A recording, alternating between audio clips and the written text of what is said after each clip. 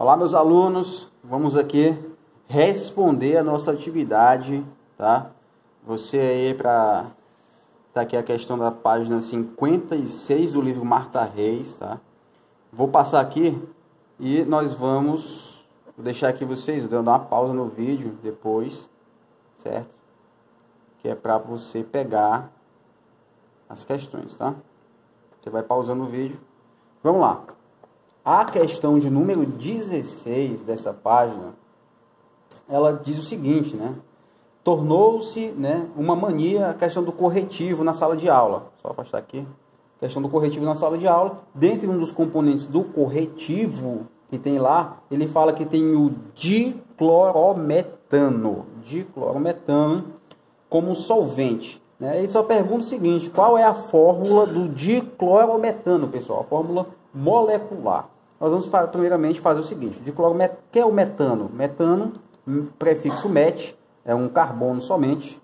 Finalizou com O, hidrocarboneto, ó. Então, ó, só tem hidrogênio, só tem carbono e hidrogênio, né? Hidrocarboneto. O que acontece? Como ele tem um cloro, lembre-se sempre, nós estamos tratando aqui dos haletos orgânicos, né? Você lembra? Flamengo ou Fluminense, clube brasileiro endividado, né? E se quiser também atrasado, né? Então nós temos aqui, ó, ordem aqui mais eletronegativo, certo? Puxa mais elétron, fica mais negativo. Daqui para baixo, maior massa atômica. Esses dois conceitos são muito importantes. Qual é o que ele está falando aqui? É o cloro, que vai substituir quantos hidrogênios? Olha o nome, dicloro. Então, você vai substituir, sai fora um hidrogênio, entra cloro. Sai fora um hidrogênio, entra cloro aqui. Como é que vai ficar a fórmula molecular desse composto? CH2Cl2, tá? Então, você vai responder aí para nós, letra B, tá? Essa questão aqui. Depois nós vamos explicar esse conceito aqui para vocês, tá? Aí a questão, tanto a questão 17 como a questão 18 do nosso livro, ele passa aí uma questão dos agrotóxicos, que é visto como os produtores agrícolas como defensor agrícola, ou seja, defende os alimentos, né? Principalmente das plantações e de pestes.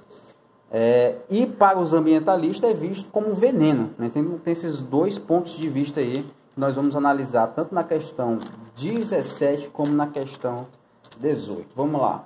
Questão 17, ele fala o seguinte: do texto depreende-se, né, que os defensivos agrícolas, letra A. Vamos acompanhar aqui, por que não colocar aqui para vocês, né? Vou tentar aqui colocar no vídeo. Nunca oferecem perigo para o homem, claro, tem esses dois pontos de vista, porque sim, oferecem.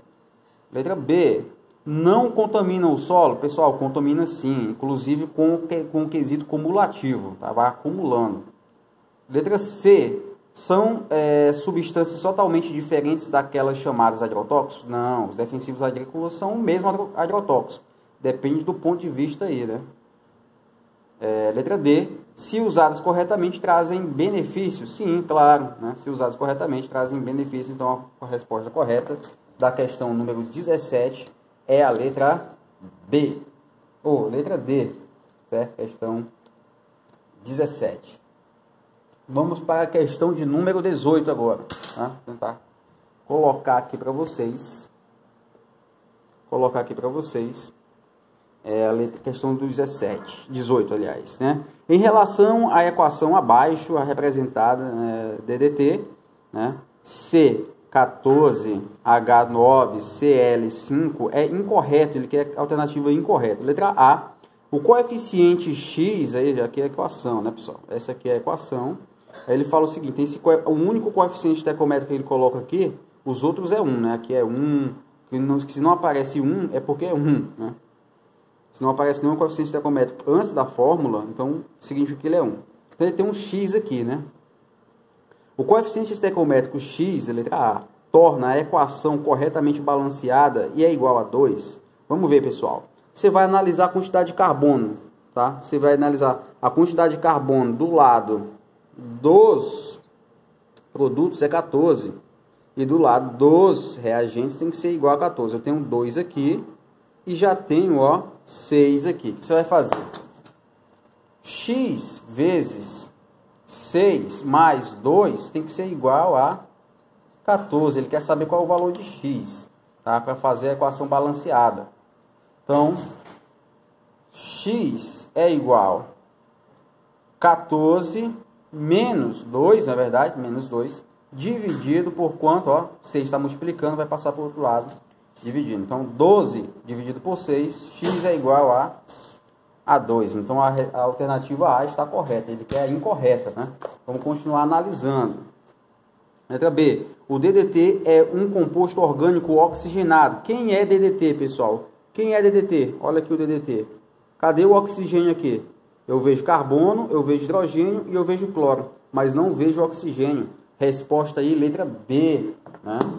Não tem oxigênio, portanto, não pode ser composto orgânico oxigenado. Ok? Vamos para a questão de número 19. Nós temos aqui a questão de número 19, né? Tá meio bagunçado aqui mesmo o material, mas vamos analisar aqui. Nessa questão, ele faz a seguinte pergunta: dentro da letra A, quem é desses dois aqui que ele oferece para a gente, dessas duas substâncias, quem é que tem maior ponto de fusão e maior ponto de ebulição? Ponto de fusão e ponto de ebulição é o seguinte, está relacionado a quão atraído as moléculas estão. Ele coloca aqui, na letra A, o 1-cloropropano. O 1-cloropropano. Aqui, ó. Você tem as fórmulas de zigue-zague, né? São 3 carbonos. Eu tenho uma aqui, 2, 3. E no carbono 1 eu tenho o cloro. E o 1-bromopropano. Você tem a mesma fórmula aqui. Só que você vai se lembrar, né? Fluminense, clube brasileiro, endividado e atrasado, né? Quem tem maior massa molecular, pessoal? Entre o cloro e o bromo? O bromo. Então, aqui, ó, esse daqui vai ter maior peso molecular. Se ele tem maior peso molecular, as suas moléculas são mais difíceis de se mexer, de se moverem, né? Então, como elas têm maior dificuldade em se movimentar, portanto, elas vão ter maiores pontos de fusão e maiores pontos de ebulição, tá? Então, essa aqui na letra A.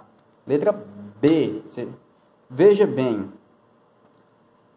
Vai ser praticamente o mesmo raciocínio, né? Aqui você tem o 1,2 diclorobutano e o 1,3,3 triclorobutano, certo? Você percebe aqui que eu tenho mais substituições no composto 1,3,3 triclorobutano. Portanto, ele vai ser o componente que vai ter maior ponto de fusão e de ebulição, certo? Letra C, ele coloca aqui ele coloca para nós aqui na letra C o iodeto de T-butila, né? Isso significa que o iodo está ligado a um composto orgânico que tem 4 carbonos na sua configuração, em que ele está ligado diretamente a um carbono terciário. A única possibilidade é essa aqui, ó, iodeto de tercibutila, o carbono terciário. E nós temos também o iodeto de isopropila, né, o carbono do meio aqui, né, o iodeto. Como esse composto da esquerda, certo, tem mais ramificações, automaticamente o composto da direita, né, o iodeto de isopropila, vai ser o composto que vai ter maior ponto de fusão e de ebulição. Só deu o composto 2, né, até agora. Né? Do lado esquerdo, composto 1, do lado direito, composto 2. E na letra E, eu vou pular a letra D, porque é basicamente o mesmo raciocínio. Letra E, ele coloca aqui, é o mesmo raciocínio também, mas vamos aqui analisar. Na letra E, nós temos aqui o tetraclorometano, ou seja, tinha o composto metano e os 4 hidrogênios foram substituídos por cloro. E aqui eu também tinha o metano, só que 2 hidrogênios foram substituídos por cloro e 2 hidrogênios foram substituídos por flúor, né? O diclorodifluometano aqui, certo? Qual deles vocês acham que vai ter maior ponto de fusão, maior ponto de ebulição?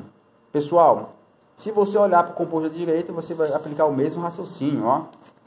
Enquanto que qual é que vai ter maior massa? O cloro aqui do que o flúor, né? Então aqui eu tenho 4 cloros e aqui eu tenho 2 cloros e 2 fluor. Logo, a massa molecular desse composto aqui vai ser maior, portanto, ele vai ter maior ponto de fusão e maior ponto de ebulição.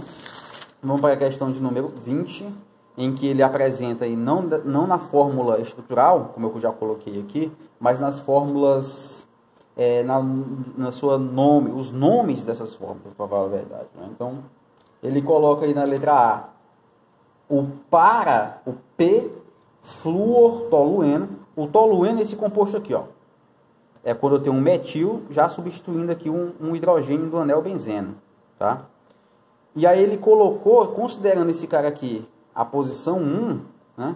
Ele colocou na posição 2, 3, 4, um flúor na posição, olha aqui, ó.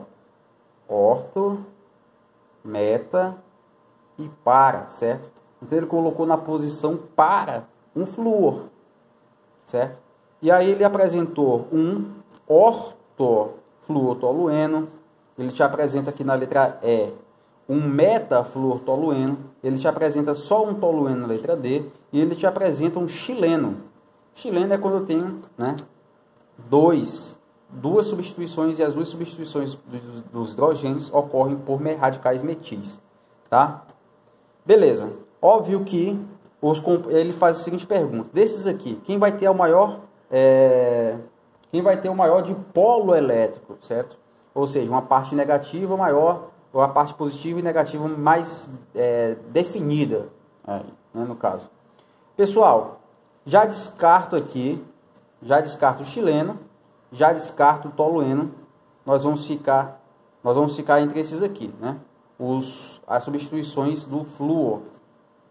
Deles aqui, pessoal, a que vai dar maior distância entre o radical metil e o flúor é a letra A, é o para, na posição para. Portanto, esse aqui é que vai dar maior, uma definição melhor aí de dipolo elétrico, certo? Então seria a resposta letra A, certo? Essa parte aqui negativa e essa parte aqui positiva, certo? Nesses outros aqui a parte negativa ficaria muito perto da parte